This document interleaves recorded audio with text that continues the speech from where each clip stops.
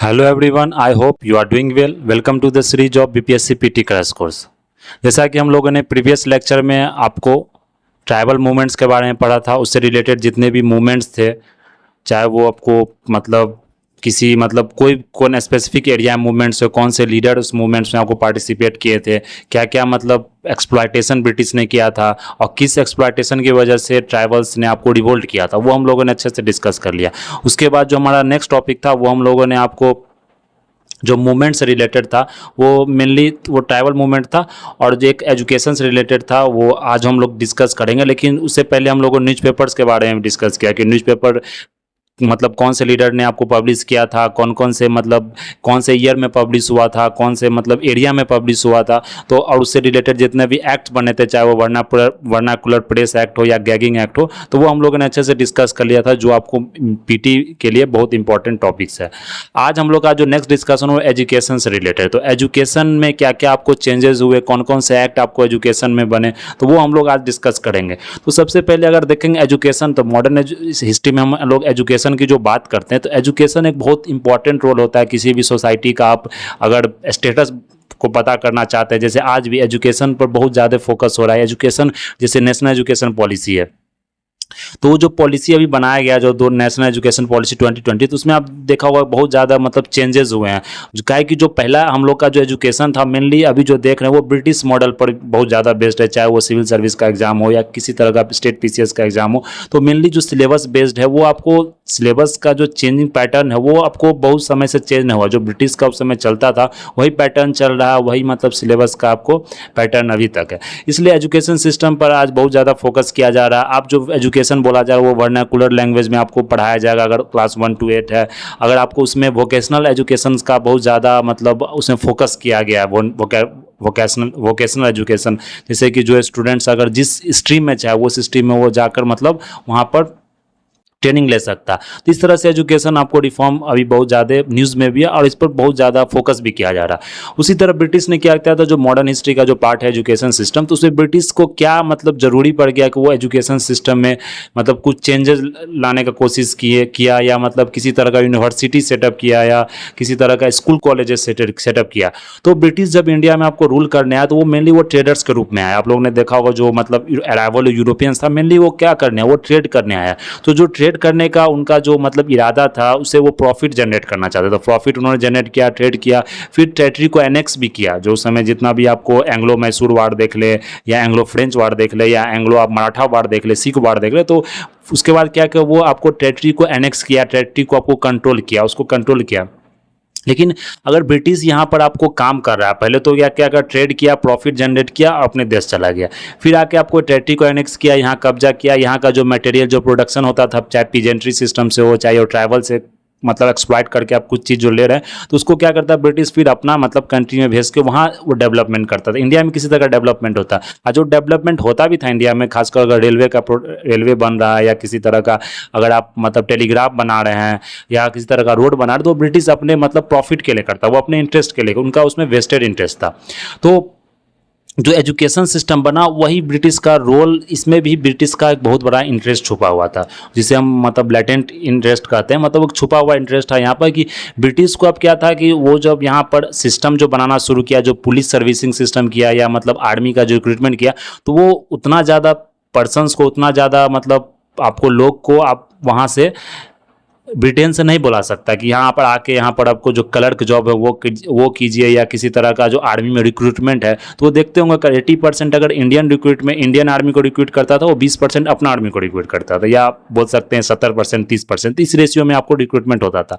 तो मेनली जो ब्रिटिश को जो रिक्रूटमेंट प्रोसेस होता था, या किसी तरह का आपको जो देख रेख हो गया, अगर लैंड रेवेन्यू सेटलमेंट ही सिस्टम है, तो उसमें अगर रिवेन्यू कलेक्ट करना है, तो उसके लिए आपको क्लर्क का जरूरत पड़ रहा है, उसके एक पटवारी का जरूरत पड़ रहा है, तो वो ब्रिटिश अपने कंट्री से बुलाएगा नहीं, क्योंकि उसको पे भी ज़्यादा करना पड़ेगा, आप उसको एक्सप्लॉइट भी नहीं कर सकते। कि वहाँ का कंट्री का पढ़ा लिखा आदमी था, तो वो जानता था कि राइट्स और रूल्स क्या है।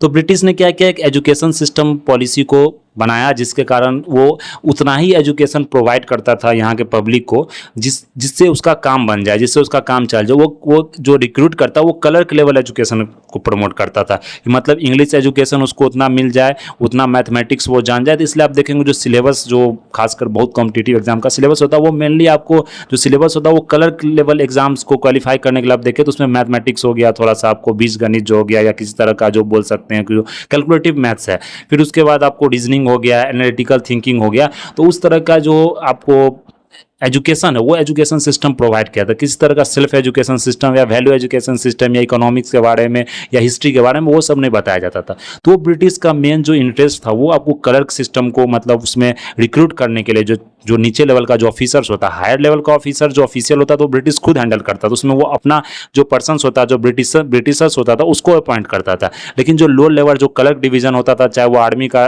डिवीजन हो या पुलिसिंग सर्विस में हो या किसी तरह का बैंकिंग में सिस्टम में हो, तो लो लेवल जो क्लर्क डिवीजन होता था वो क्लर्क ऑफिसर में, उसमें ब्रिटिश इंडियन को ही एम्प्लॉय करता था, इंडियन को ही डिप्लॉय करता था। तो इसी कारण ब्रिटिश ने क्या किया, एजुकेशन पॉलिसी को यहाँ प्रमोट किया। तो ये इसका बैकग्राउंड था। ये आप लोग अगर मेंस का मतलब अगर प्रिपरेशन करें या मेंस का क्लास हो तो उसमें ये बहुत अच्छे से डिस्कस होता है एजुकेशन के बारे में, कि जैसे आज के एजुकेशन अगर सिस्टम के बारे में पूछा गया एग्जाम में तो आप उसे किस तरह कंपेयर कर सकते हैं, जो प्रीवियस हिस्टोरिकल बैकग्राउंड है कि एजुकेशन किस लिए शुरू हुआ, क्या उसमें वेस्टेड इंटरेस्ट था ब्रिटिश का, क्या अभी इंडिया का इंटरेस्ट है, और किस तरह एजुकेशन को मार्केट के, मतलब जो मार्केट का जो डिमांड है उस तरह से एजुकेशन सिस्टम को आज बनाया जा रहा है, जो मार्केट का डिमांड, जो मार्केट रिफॉर्म्स है। तो ये सब मेंस का टॉपिक है। तो इसमें इतना ही बैकग्राउंड था एजुकेशन सिस्टम में, किस लिए ब्रिटिश ने एजुकेशन सिस्टम पर फोकस किया। तो आगे हम इसमें देखते हैं कि एजुकेशन सिस्टम में ब्रिटिश ने कौन कौन से कॉलेज बनवाए, कौन कौन से कॉलेज उन्होंने खोला, फिर मतलब क्या क्या कॉलेज में पढ़ाई, कौन कौन सा विषय को उन्होंने पढ़ाना शुरू किया, तो वो हम लोग यहाँ देखते हैं। तो सबसे पहले जो एजुकेशन सिस्टम आपको ब्रिटिश ने जो प्रोवाइड कराया था, तो सबसे पहले अगर देखें तो कलकत्ता मदरसा सिस्टम, वो कलकत्ता एक मदरसा स्टार्ट हुआ ब्रिटिश के द्वारा। वो किसके द्वारा स्टार्ट हुआ था, वैरन हेस्टिंग के द्वारा स्टार्ट हुआ था 1781 में। तो ये आपको यहाँ ध्यान रखना। इसमें किस चीज़ का स्टडी होता था, यहाँ मुस्लिम लॉ का स्टडी किया जाता है, क्योंकि ब्रिटिश जो आपको लॉ जो आपने देखा जो मैकुले आपको यहाँ पाया था, टीवी मैकुले जिसे बोलते हैं, वो एंजेलिसिस्ट था, मतलब कि बोल सकते हैं वो मतलब इंडिया को जो मेन जो एजुकेशन आपको जो शुरू में बना सबसे फर्स्ट में, तो मैकुले का जो फिलॉसफी था वो इंग्लिश एजुकेशन वो उसी का था, दिया गया। तो मैकुले का जो लॉ था वो इंग्लिश एजुकेशन वो दिया गया था। तो सबसे पहले जो यहाँ रूल रेगुलेशन वाला लॉ कमीशन का भी हेड मैकुले को बनाया गया था। तो जो इंडिया का जो अपना एक रेगुलेशन था, एक अपना रूल था, वो एक आपको रीजनल रूल रेगुलेशन था। अगर जैसे मुस्लिम कम्युनिटी है तो मुस्लिम कम्युनिटी का एक अपना रूल होगा जो शरीयत लॉ उस पर काम करेगा। अगर हिंदू कम्युनिटी का, हिंदू कम्युनिटी का जैसे बहुत सारा धर्मशास्त्र होता था, बहुत सारा जैसे मनुस्मृति हो गया, तो उस तरह का जो सोसाइटी का रूल था उस पर चलता था, मतलब हिंदू सोसाइटी या मुस्लिम सोसाइटी या अदर माइनॉरिटी सोसाइटी हो सकता है। तो वो एक यूनिवर्सल लॉ था। तो ब्रिटिश ने क्या किया कि मतलब जो आपको डिफरेंट जो लॉज था, मतलब चाहे वो मुस्लिम लॉ बुक हो, चाहे वो हिंदू लॉ बुक हो या किसी और डिफरेंट कम्युनिटी का लॉ बुक हो, तो ब्रिटिश ने क्या इसलिए कॉलेज को एस्टेब्लिशमेंट किया कि वहाँ ब्रिटिश ऑफिसर्स आके उस चीज़ को स्टडी करता था, उस चीज़ का पढ़ाई करता था। पढ़ाई करने के बाद जो उसमें से जो एक्सट्रैक्ट होता था, जो लॉ को वो कॉमन लॉ बनाता था, यूनिवर्सल लॉ बनाता था, पूरा इंडियन लेवल पर वो उसे गवर्न कर सके, रूल कर सके। इसलिए उसने लॉ कॉलेज आपको एस्टेब्लिश किया। तो उसमें मुस्लिम लॉ के बारे में पढ़ाई किया जाता था।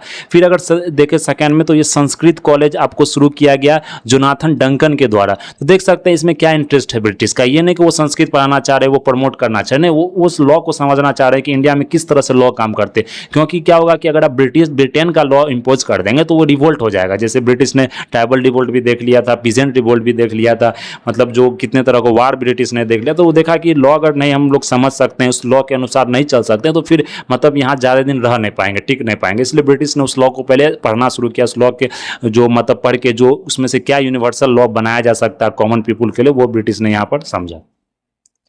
तो ये संस्कृत कॉलेज आपको एस्टैब्लिश किया गया था जोनाथन डंकन के द्वारा। ये रेसिडेंशियल कॉलेज था। ये कहाँ एस्टैब्लिश किया गया था? संस्कृत कॉलेज बनारस में एस्टैब्लिश किया था 1791 में। फिर आपको देख रहे तो फोर्ट विलियम कॉलेज स्टार्ट किया गया था आपको वेलेस्ली के द्वारा 1800 में। ये सिविल सर्विस का ट्रेनिंग के लिए किया गया था। फिर ये मतलब कॉलेज सक्सेसफुल नहीं हुआ। फिर से ये कॉलेज आपको जाके हेडलबर्ली बोला जाता है कि मतलब ब्रिटेन में या लंदन में जाके फिर एस्टैब्लिश हुआ, क्योंकि इंडिया में मेनली बना था सिविल सर्वेंट जो यहाँ इंडिया में रिक्रूट हो रहा है, जो मतलब ब्रिटेन से भी आ रहा है, उसको यहाँ ट्रेनिंग दिया जाए। तो ये आपको ब्रिटिश ने स्टार्ट किया था। अगर एजुकेशन की बात करें तो आपने चार्टर्ड एक्ट ऑफ 1813 पढ़ा होगा, हम लोग आगे भी देखेंगे कि डिफरेंट चार्टर्ड एक्ट थे। तो जो सबसे पहले एजुकेशन का जो बात कहा गया, जो एजुकेशन के बारे में सबसे पहले जो ब्रिटिश ने आपको प्रमोट किया, जो एजुकेशन का जो सबसे पहले रूल्स बनाया, जो प्रोविजंस लागू किया ब्रिटिश ने, उसमें मतलब इसमें आपको चार्टर एक्ट ऑफ 1813 में ब्रिटिश ने क्या किया कि इंकरेज किया आपको इंडियंस को प्रमोट लैंग्वेज के लिए, मॉडर्न साइंसेज के लिए। तो यहाँ पर ब्रिटिश ने कहा कि 1 लाख रुपया आपको एनुअली यहाँ पर पे किया जाएगा कि इंडियन जो एजुकेशन सिस्टम है, जो नॉलेज है, जो मतलब साइंटिफिक एजुकेशन है, उसको प्रमोट किया जाए। तो यहाँ पर कलकत्ता कॉलेज को सेटअप किया गया 1817 में, एजुकेटेड वहाँ बंगालीज के द्वारा। तो आप देख सकते हैं गवर्नमेंट में ने जो सेटअप किया आपको कलकत्ता में, दिल्ली में, आगरा में, तो बहुत जगह ये कॉलेज सेटअप किया 1813 के बाद। तो मतलब वहाँ पर आपको एनुअली 1 लाख रुपया दिया जाता है। बट ये प्रैक्टिकली ये मतलब नहीं था, ये मतलब कागज़ पर ही मतलब एक बोल सकते हैं आप लिखा हुआ था कि 1 लाख रुपया दिया जाएगा, लेकिन इस तरह से ब्रिटिश उसे प्रमोट नहीं करता था। फिर क्या हुआ कि कॉलेज तो सेटअप आप कर दिए, लेकिन जो एक उसके बाद एक तरह से बोल सकते हैं एक डिवीजन हो गया, मतलब ब्रिटिश में ही, अमंग ब्रिटिश ओनली, कि मतलब कौन सा लैंग्वेज में आपको मीडियम क्या होना चाहिए। जैसे आज भी एक बहुत बड़ा इशूज आपको अगर कोई भी एजुकेशन पॉलिसी लेकर आते हैं, तो सबसे बड़ा जो इशू आज के समय में जो निकल कर आता है, वो आपको किस मीडियम में एजुकेशन प्रोवाइड किया जाए, चाहे वो इंग्लिश मीडियम हो या हिंदी मीडियम हो या किसी वहाँ का जो अपना रीजनल वर्नाकुलर लैंग्वेज हो, तो उसमें सबसे बड़ा प्रॉब्लम आज के समय में निकल कर आता है। तो इसलिए आपने देखा होगा अभी गवर्नमेंट ने रिसेंटली जो अनाउंस किया है, या आप मतलब कम से कम 3 मीडियम मोड लैंग्वेज रख सकते हैं। 3 मीडियम में या तो आप वहाँ का इंग्लिश एक जो आपको ऑफिशियल लैंग्वेज अभी के समय माना जा रहा है, क्योंकि इंग्लिश लैंग्वेज आपको यूनिवर्सल है, सब जगह बोला जाता है। फिर अगर देख लो वहाँ का जो रीजनल लैंग्वेज उसको आप प्रमोट कीजिए, और एक बोला गया हिंदी लैंग्वेज। तो 3 लैंग्वेज सिस्टम्स का भी प्रमोट किया जा रहा है। एक हिंदी बताइए, एक वहाँ का अपना रीजनल लैंग्वेज वो दीजिए, और एक जो आपको इंग्लिश है वो दीजिए। तो उस समय जो ब्रिटिश था वही मेन एक मतलब जो बोन ऑफ कंटेंशन बोल सकते हैं, वो बोन ऑफ कंटेंशन आपको मीडियम ऑफ लैंग्वेज का था।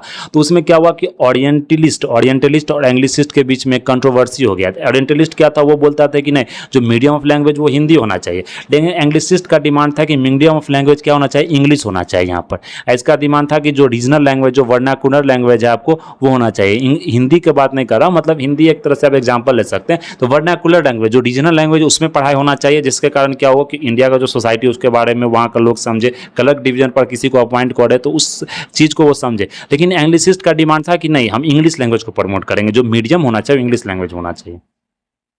तो यहाँ एंग्लिसिस्ट का अगर देख ले तो वो कहा गवर्नमेंट स्पेंडिंग जो एजुकेशन में होना चाहिए वो मॉडर्न स्टडीज की होना चाहिए। वो मीडियम पर बहुत ज़्यादा कन्फ्यूजन था। वो बोला कि जो ट्रेडिशनल इंडियन लर्निंग है, वो ओरिएंटलिस्ट ने बोला कि जो ट्रेडिशनल इंडियन लर्निंग है वो रीजनल लैंग्वेज में आप शुरू करें। तो ये आपको डिमांड था। लेकिन बाद में फिर मैकुले का जो मतलब कमीशन बना, जो मैकुले कमीशन था, जो लॉ कमीशन था, उसमें फिर मैकुले का जो हेड बनाया गया आपको एजुकेशन सिस्टम का पॉलिसी बनाने के, उसमें मैकुले ने कहा कि नहीं, जो हमारा जो एजुकेशन पॉलिसी होगा जो मैकुले का, तो अगर देख लें यहाँ मैकुले मिनट में जो 1835 में जो मैकुले ने बनाया था, इसमें मैकुले ने कहा कि जो इंग्लिश एजुकेशन मीडियम जो होगा वो इंग्लिश ही होगा, लेकिन जो गवर्नमेंट का रिसोर्स है वो लिमिट है, तो वो पूरा सोसाइटी को आप वहाँ पर टीच नहीं कर सकते वेस्टर्न साइंस। इसलिए हम लोग वहाँ पर मीडियम इंग्लिश लैंग्वेज रखेंगे, और जो मासेस जो होता है सोसाइटी को, मासेस को हम टीच नहीं करेंगे। यहाँ पर हम टीच करेंगे certain sections number of people, मतलब कि जो सोसाइटी का जो सेक्शंस है उसमें कुछ मतलब आदमी को, कुछ लोगों को हम लोग टीच करेंगे। और वो क्या होगा कि ट्रिपल डाउन इफेक्ट होगा। जैसे हम लोग क्या करेंगे, डाउनवर्ड फिल्ट्रेशन थ्योरी आप लोगों ने पढ़ा होगा, उसमें क्या होता है कि जैसे मास से जैसे हम 10 लोग पीपल को लिटरेट करेंगे, 10 मतलब लोगों को हम लोग पढ़ाएंगे, फिर 10 लोग क्या करेगा, वो धीरे धीरे जाकर फिर वो 10 को पढ़ा रहा है, वो 10-15 को पढ़ा रहा है। उसी तरह से क्या होगा कि डाउनवर्ड फिल्ट्रेशन होगा, वो धीरे धीरे आपको नीचे मतलब कि मास को लिटरेट किया जा रहा है। तो उस तरह से मैकुले का मतलब वो पॉलिसी था, आपको मैकुले जो मिनट था उसमें, इसलिए इसको यहाँ पर डाउनवर्ड फिल्ट्रेशन थ्योरी बोला जाता है। तो ये आपको ध्यान रखना, जो मैकुले का था वो डाउनवर्ड फिल्ट्रेशन थ्योरी था। तो क्या करेंगे, मासेस को एजुकेशन नहीं करेंगे, जो एजुकेशन का मीडियम वो इंग्लिश होगा, लेकिन हम कुछ सेक्शंस ऑफ पीपल को वहाँ लिटरेट करेंगे, और जो सेक्शंस जाके आपको मासेस को लिटरेट करेगा। तो ये मैकुले का आपको, जिससे क्या होगा, ब्रिटिश का पैसा भी कम खर्च होगा, और रिसोर्सेज जो है ब्रिटिश का वो भी कम खर्च होगा, और ब्रिटिश को ज़्यादा मतलब कि फायदा भी होगा। ये मैकुले का आपको व्यू था। फिर यह इंग्लिश एजुकेशन के बारे में, तो अगर हम यहाँ पर देखें इंडियन जो एजुकेशन था आपको, बैथुने स्कूल ये फाउंड किया था जेईडी बैथुने पे, जो कलकत्ता में फाउंड किया था। इस स्कूल में आपको प्रिंसिपल आपको बोल सकते हैं तो ईश्वर चंद्र विद्यासागर जी रह चुके हैं। तो ये बैथुने स्कूल था, प्रेसिडेंट ऑफ द एथुने कौन थे आपको, president of the council of education थे। तो ये बैथुने स्कूल आपको याद रखना कलकत्ता में फाउंड हुआ था। फिर ये वुड डिस्पैच की बात करें तो वुड डिस्पैच इन्होंने जो मतलब जो आपको रूल्स बनाया था, जो पॉलिसी बनाया था एजुकेशन के रिलेटेड, तो वो इसे बोला था Magna Carta of English education in India. तो यही इंग्लिश एजुकेशन जो आज भी मतलब बहुत अगर सेंस में करे तो यही फॉलो किया जा रहा है। तो Magna Carta of English education in India. तो government of India assumes to responsibility for education of the masses. जैसे कि मैकुले का ये पूरा अपोजिट था। मैकुले ने बोला कि मतलब हम लोग मासेस को एजुकेट नहीं करेंगे, हम लोग कुछ सेक्शंस ऑफ सोसाइटी, कुछ सेक्शंस ऑफ पीपल को एजुकेट करेंगे। लेकिन जो वुड डिस्पैच था उसने बोला कि नहीं, हम लोग मासेस को एजुकेट करेंगे, हम लोग क्या करेंगे, आपको मासेस को एजुकेट करेंगे। तो ये आपको डाउनवर्ड फिल्ट्रेशन थ्योरी को उसने क्या किया, खारिज कर दिया। नहीं, डाउनवर्ड फिल्ट्रेशन थ्योरी हम लोग फॉलो नहीं करेंगे, हम लोग मासेस को पूरा एजुकेट करेंगे।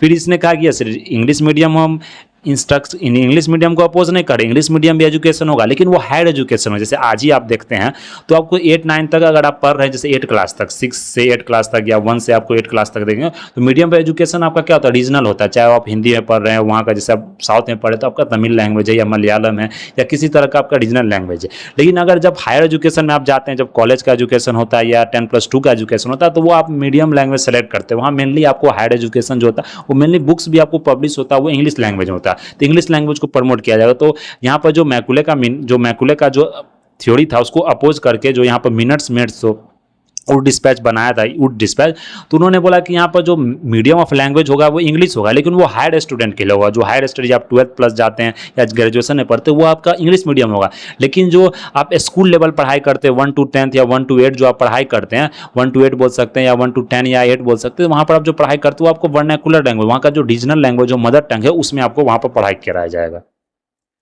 इन्होंने फीमेल एजुकेशन जो वुड डिस्पैच था उसमें फीमेल एजुकेशन पर भी जोर दिया गया कि फीमेल एजुकेशन को प्रमोट किया जाएगा। जो वोकेशनल एजुकेशन ट्रेनिंग है वहाँ प्रमोट किया जाएगा, टीचर्स का जो ट्रेनिंग है उसे प्रमोट किया जाएगा।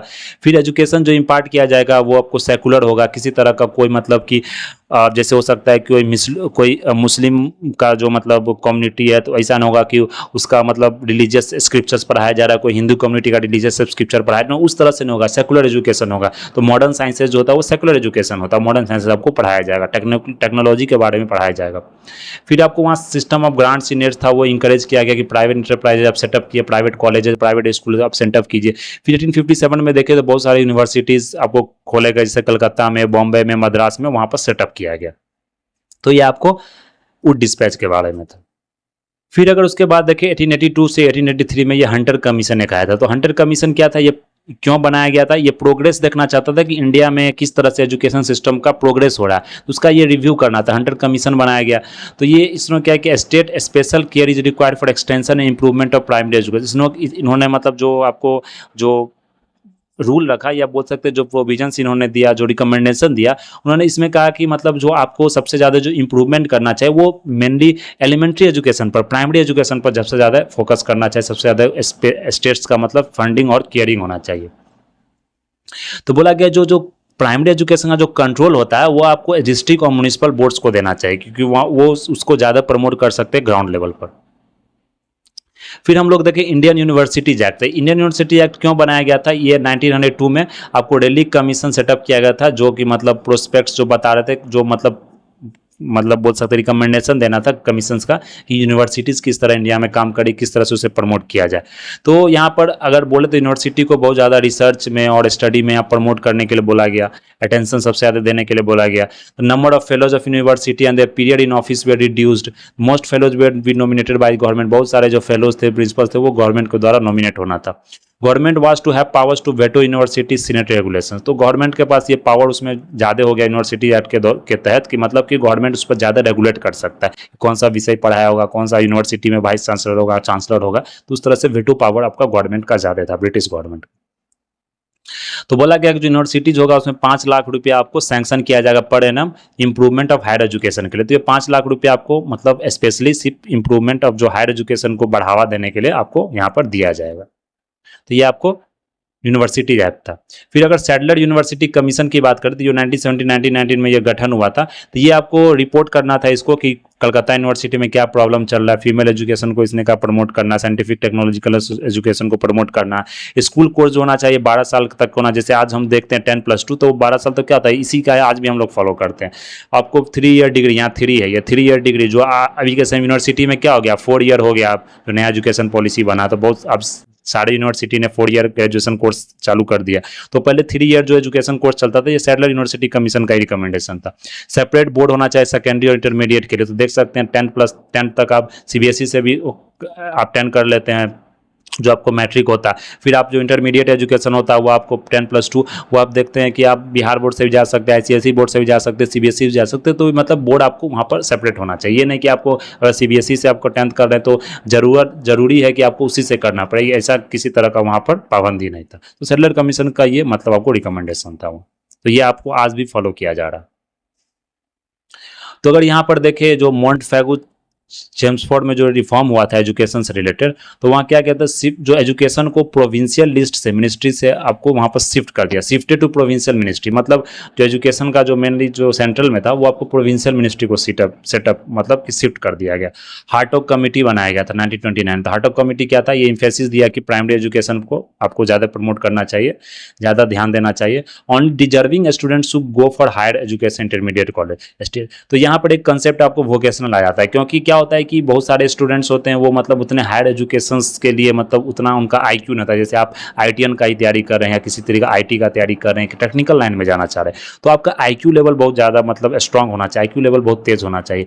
तो क्या होता है कि उसमें वोकेशनल ट्रेनिंग दिया जाता है, जैसे कि आपको मतलब उस लाइन में नहीं जाना, किसी और फील्ड में जाना, जैसे आपको खेल में लाइन में जाना या किसी वोकेशनल ट्रेनिंग, कोई फैक्ट्री सेटअप है तो उस लाइन में आपको वहाँ जाना, तो उसको वोकेशनल ट्रेनिंग दिया जाएगा। अगर आप पढ़ने में अच्छे हैं, मतलब कि आपका रिजल्ट बहुत बढ़िया, आपका साइंटिफिक नॉलेज बहुत बढ़िया, आपका जो टेम्परामेंट वो बहुत बढ़िया, तो फिर आपको हायर एजुकेशन में प्रमोट किया जाएगा। तो वो मतलब आज के समय भी इस नेशनल एजुकेशन जो पॉलिसी 2020 बना, उसमें ये वोकेशनल एजुकेशन में बहुत ज़्यादा फोकस किया जा रहा है।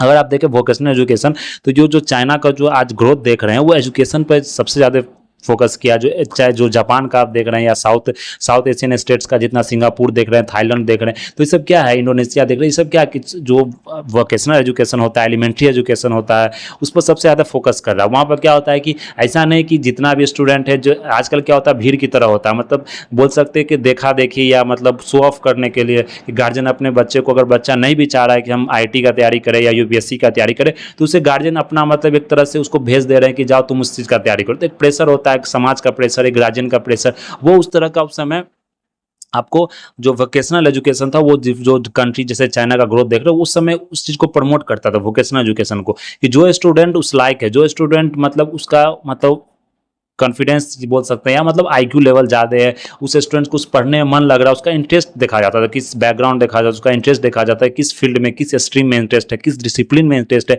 उसको उसमें प्रमोट किया जाता था। लेकिन जो इंडिया का एजुकेशन सिस्टम है वो आज भी इसी तरह से, इसी से ग्रसित है। जो मतलब आप भीड़ देख रहे हैं चाहे किसी भी कॉम्पिटिटिव एग्जाम में, तो क्या कर रहा है कि गवर्नमेंट जॉब को बहुत ज़्यादा प्रमोट किया जा रहा है। जॉब में सीट्स बहुत कम है, लेकिन फिर भी मतलब कि सभी स्टूडेंट्स को उसमें बोला जा रहा है तुम तैयारी करो, तुमसे निकल जाएगा, तुम तैयारी करो, तुमसे ये हो जाएगा, और वो नहीं चाह रहा उस चीज़ को करना, लेकिन फिर उसको किया जा रहा है। इसलिए वोकेशनल एजुकेशन का बहुत जरूरी है कि मतलब स्टूडेंट किस स्ट्रीम में जाना चाह रहा है, उसे मतलब उस स्ट्रीम में जाने दिया जाए। तो ये आपको उस समय का रिफॉर्म था, जो आज मतलब 2020 का नेशनल एजुकेशन पॉलिसी इसमें फोकस किया जाए।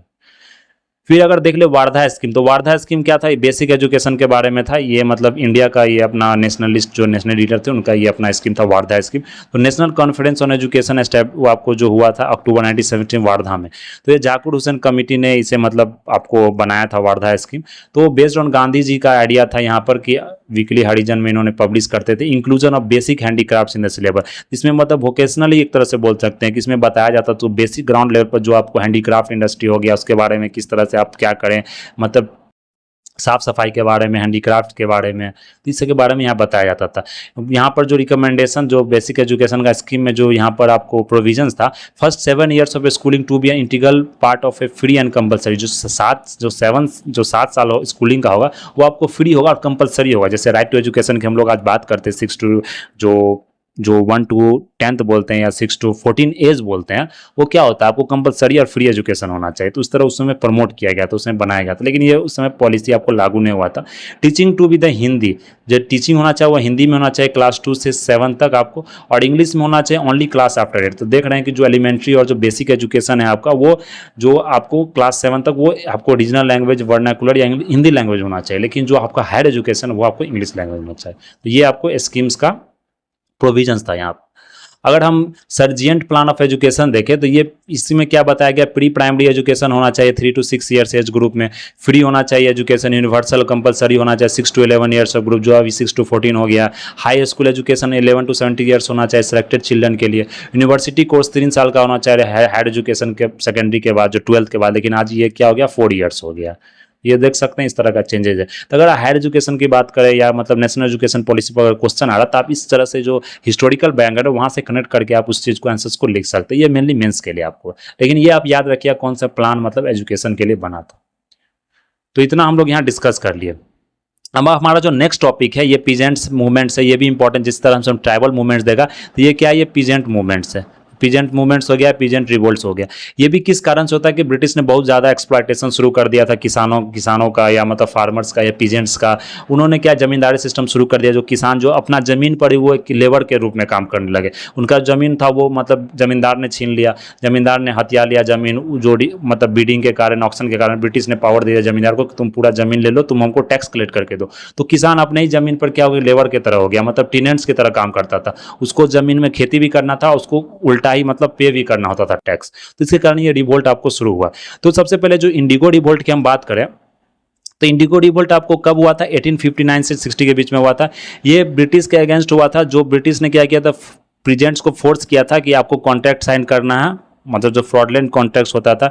इसमें जो लीडरशिप था कौन था, दिगंबर विश्वास और विष्णु विश्वास लीडरशिप था। ये नादिया डिस्ट्रिक्ट में आपको हुआ था। ये आपको नादिया डिस्ट्रिक्ट जो बंगाल में है। नील दर्पण उस समय जो वहाँ का नील दर्पण आपको प्ले था, एक नील दर्पण एक आपको राइटिंग डॉक्यूमेंट्स बोल सकते हैं उसको। तो ये आपको प्ले जो था ये किसके द्वारा लिखा गया था, दीनबंधु मित्रा। ये याद रखेगा, नील दर्पण, ये इंपॉर्टेंट, यहाँ से क्वेश्चन पूछा भी गया। नील दर्पण दीनबंधु मित्रा द्वारा लिखा गया प्ले था। It was the first Satyagraha movement in modern India. सबसे पहला मूवमेंट था आपको मतलब मेनली आपको इंडिगो रिवोल्ट बोल सकते हैं। पहला मूवमेंट था आपको पीजेंट स्ट्रगल का, जैसे वहाँ हम लोगों ने देखा ट्राइबल मूवमेंट का, तो उस तरफ इंडिगो रिवोल्ट आपको पीजेंट्स का पहला मूवमेंट था, जो फर्स्ट सत्याग्रह मूवमेंट बोला जाता है। फिर अगर हम लोग नेक्स्ट देखें पवना एग्रेरियन लीग्स, तो पवना एग्रेरियन लीग्स ये भी एक मूवमेंट था, आपको रिवोल्ट था। तो ये जमींदार क्या किया था उस समय, zamindar resorted to enhance rents beyond legal limits and prevented the tenants from acquiring occupancy right. तो जमींदार क्या किया, मतलब कि जो ऑक्यूपेंसी राइट्स होता है जो टेनेंट्स का, उसको मतलब प्रिवेंट किया। लोगों लीगल लिमिट से कुछ ज़्यादा बढ़ गया, रेंट भी बहुत ज़्यादा, मतलब जो ब्रिटिश ने रेंट बनाया था उससे ज़्यादा कलेक्ट करने लग गया। तो peasants of Yusuf Shahi pargana in Patna district formed an agrarian league और कॉम्बिनेशन टू, ये भी आपको बंगाल में ही मेनली हुआ था, combination to resist the demand of zamindar. तो जमींदार का जो डिमांड था उसको रेसिस्ट किया, इसलिए ये रिवोल्ट आपको हुआ था। बंगाल टेनेंसी एक्ट उसके बाद पास हुआ 1885 में। जैसे बंकिम चंद्र चटर्जी को देख ले, जो इंटेलेक्चुअल्स थे, R C Dutt, Indian Association under Surendranath Banerjee, इसने क्या किया, सपोर्ट किया इस रिवोल्ट। फिर अगर डेक्कन राइट्स की बात करें तो ये भी डेक्कन राइट्स आप जानते हैं, जो डेक्कन एरिया आपको महाराष्ट्र रीजन से होगा। डेक्कन फेमिन आया था 1875 AD में। तो यहाँ पर रैयत जो किसान थे आपको डेक्कन रीजन के, वो आपको सफ़र किए, बहुत हैवी टैक्सेशन मिला, क्योंकि उस समय जो वहाँ रैयतवाड़ी सिस्टम आप पढ़े होंगे, किसी तरह का अगर फेमिन भी आ जाता है या किसी तरह का क्रॉप अगर आपको बर्बाद भी हो जाता है, फिर भी आपको टैक्स पे करना पड़ेगा। ये रैयतवाड़ी सिस्टम के मतलब एक प्रोविजंस था उसमें। तो मनी लैंडर्स बहुत ज़्यादा, और साइडर था उसमें मरवाड़ी और गुजराती था। The conditions has worsen due to crash in cotton prices का क्रैश हो गया जो अमेरिकन सिविल वार के बाद। फिर राइट्स आपको वहाँ पर दंगा हो गया अहमदनगर पुणे डिस्ट्रिक्ट में। तो आर्म रिवेलियन वासुदेव बलवंत फाड़ के उस समय जो आपको मतलब लीडर थे, उसको जो लीड कर रहे थे डेक्कन राइट्स को, जिसको father of modern Indian revolutionary tradition बोला जाता है, वासुदेव बलवंत फाड़के को। तो गवर्नमेंट आपको रिप्रेस कर दिया मूवमेंट्स को बहुत brutally. Conciliatory measures, the Deccan agriculture relief act was pass, इसके बाद एग्रीकल्चर पास्ट वहाँ पर रिलीफ हुआ था आपको। तो ये आपको डेक्कन राइट्स के बारे में था। फिर हम लोग देखिए किसान सभा मूवमेंट। तो जो किसान सभा मूवमेंट हुआ था वो आफ्टर 1850 सिविल रिवॉल्ट के बाद, Awadh taluqdars had got back their lands. Awadh taluqdars को आपको लैंड मिल गया किसान सभा मूवमेंट्स में। तो बहुत सारे कल्टिवेटर था, उससे बहुत ज़्यादा हाई रेंट्स लिया जाता था, बेदखली, मतलब उन्हें ज़मीन से निकाल दिया अगर वो रेंट सही से नहीं पे कर पा रहा, तो इलीगल तरह से लैंड को रिलीज कर दिया जाता था। जो फी था, जो नजराना था, वो ज़्यादा लिया जाता था। तो होम रूल एक्टिविस्ट था, उन्होंने किसान सभा आपको ऑर्गेनाइज किया यूपी में। तो सबसे पहले जो यूपी किसान प्रोविंस जो आपको सेटअप हुआ था 1918 में, किनके द्वारा हुआ था, गौरी शंकर मिश्रा के द्वारा हुआ था, इंद्र नारायण द्विवेदी के द्वारा हुआ था। जो अदर प्रोमिनेंट लीडर्स थे वो कौन थे, जिंगुड़ी सिंह, दुर्गापाल सिंह और बाबा रामचंद्रा, जो अदर लीडर्स इसमें थे। तो अवध किसान सभा जो किसान को मतलब बोले कि आप लोग को कोई भी तरह का बेदखली लैंड या किसी तरह का आपको बेगार या अनपेड लेबर नहीं करना, किसी तरह का आपको टैक्स भी पे नहीं पड़ना। तो ये आपको किसान मूवमेंट से रिलेटेड चीज। फिर अगर देखें एका मूवमेंट, तो एका मूवमेंट भी आपको यूपी में ही हुआ था, यूनाइटेड प्रोविंस में होता है। इसमें हरदोई, बहराइच, सीतापुर जगह पर हुआ था। ये आपको सिंबॉलिक जो रिलीजियस रिचुअल्स था उसको मतलब एक सिंबॉलिक रिलीजियस रिचुअल्स को परफॉर्म किया गया। वहाँ पर किसान ने मतलब आपको शपथ लिया कि हम किसी तरह का रेंट ब्रिटिश को नहीं पे करेंगे, इवैक्यूएट नहीं करेंगे लैंड को, फोर्स्ड लेबर जो बेगारी सिस्टम है वो नहीं करेंगे, क्रिमिनल्स को हेल्प नहीं करेंगे, पंचायत का जो डिसीजन है उससे हम उसको अवॉइड करेंगे। तो आपको ये चीज़ यहाँ पर एका मूवमेंट में था। तो ग्रास रूट लीडरशिप जो यहाँ पर मूवमेंट में था वो मदारी पासी जी थे, और आपको लो कास्ट लीडर्स थे, बहुत सारे जमींदार ने इसमें आपको भाग भी लिया था, बहुत स्मॉल जमींदार ने। ये आपको इका मूवमेंट के बारे में था। फिर जो हमारा जो नेक्स्ट मूवमेंट है आपको उसका नाम है नारकेल बेरिया अपराइजिंग्स। तो ये नारकेल बेरिया अपराइजिंग्स क्या है, तो अगर देख ले तो इसमें जो लीडर था मीर निथार अली और तीतू मीर लीडर्स थे, जो मुस्लिम टेनेंट्स को आपको इंस्पायर किए थे वेस्ट बंगाल में।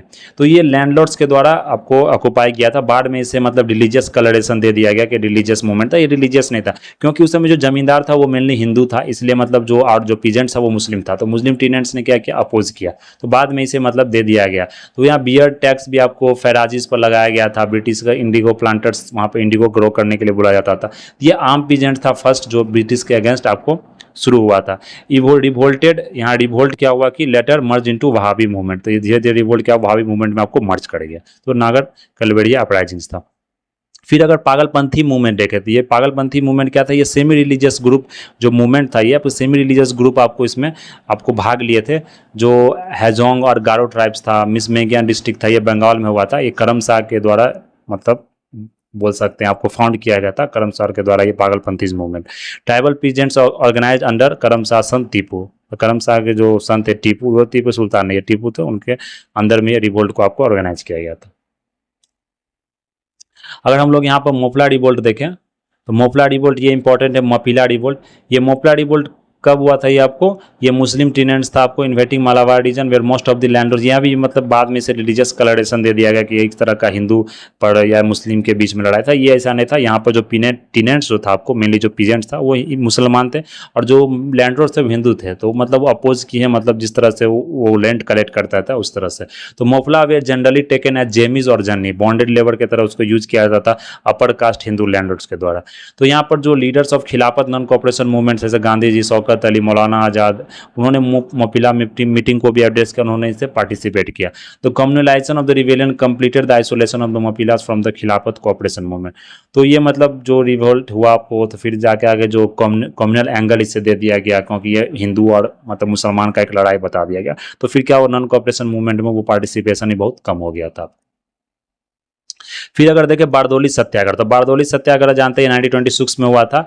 यहाँ पर लैंड रिवेन्यू बोला था 30% से बढ़ाना है। तो इसमें government finally settle the rise 6.5। तो गवर्नमेंट ने पहले बोला हम 30% रिवेन्यू बढ़ाएंगे, लेकिन फिर बाद में जो फाइनली आपको रिवोल्ट होने के बाद जो सत्याग्रह हुआ उसके बाद गवर्नमेंट ने माना कि नहीं चलो हम लोग 6% ही यहाँ पर बढ़ाएंगे। तो वल्लभ भाई पटेल जी ने यहाँ पर पार्टिसिपेट किया था, मूवमेंट को लीड किया था। तो उसी समय वल्लभ भाई जो पटेल जी थे उनको जो नाम दिया गया, सरदार जो उनको जो टर्म दिया गया जिसे हम लोग सरदार वल्लभ भाई पटेल कहते हैं, तो उनको जो टाइटल दिया गया था वो वहाँ की जो वुमेन थी, वहाँ की जो महिला थी, उन्होंने ये टाइटल दिया था सरदार, क्योंकि इन्होंने क्या किया था, मूवमेंट को आपको लीड किया था।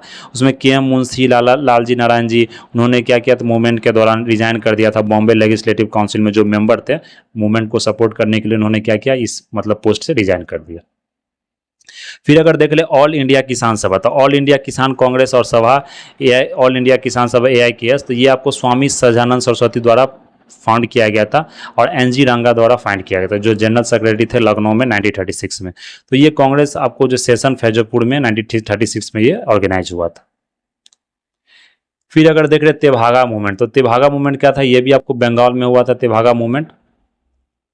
तो तेभागा मूवमेंट की बात करें तो बंगाल प्रोविंस किसान सभा, यहाँ पर इन्होंने मतलब जो किसान सभा का वहाँ प्रोविंस था, उन्होंने मतलब इम्प्लीमेंट किया कि मास स्ट्रगल होगा, फ्लड कमीशन, वहाँ पर रिकमेंडेशन जो दिया था तेभागा 2/3 शेयर आपको देना है तो शेयर क्रॉपर्स को, तो वो बोला गया कि 2/3 शेयर हम लोग यहाँ नहीं देंगे, तो इसी इंस्टीड ऑफ 1/2 शेयर्स 1/2 शेयर्स यहाँ पर मिलेगा। तो ये आपको था, यहाँ पर जो स्लोगन था निज खमाड़े धान तोलो, sharecroppers taking the paddy to their own threshing floor and not to the jotedar south. Sharecroppers बोले कि हम अपना जो मतलब पैडी है जो कल्टीवेट करते वो अपना हाथ ले जाएंगे, जोतेदार के हाउस में नहीं ले जाएंगे। तो यहाँ का ये मतलब भी एक स्लोगन था। तो मेनली आपको याद रखना बंगाली मूवमेंट हुआ था।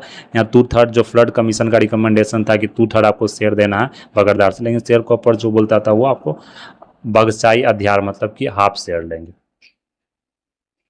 भी राजवंशी जो लो कास्ट ट्राइबल ओरिजिन थे वो भी पार्टिसिपेट किए राजवंशी, और आपको मतलब पार्टिसिपेट मुस्लिम का इसमें लार्ज नंबर हुआ था। ये 1746 में मतलब देख सकते हैं ये आज़ादी से पहले ये मतलब तुरंत आज़ादी से पहले ही ये मतलब रिवोल्ट आपको शुरू हुआ था। तेलंगाना मूवमेंट ये नॉर्थ बंगाल में हुआ था।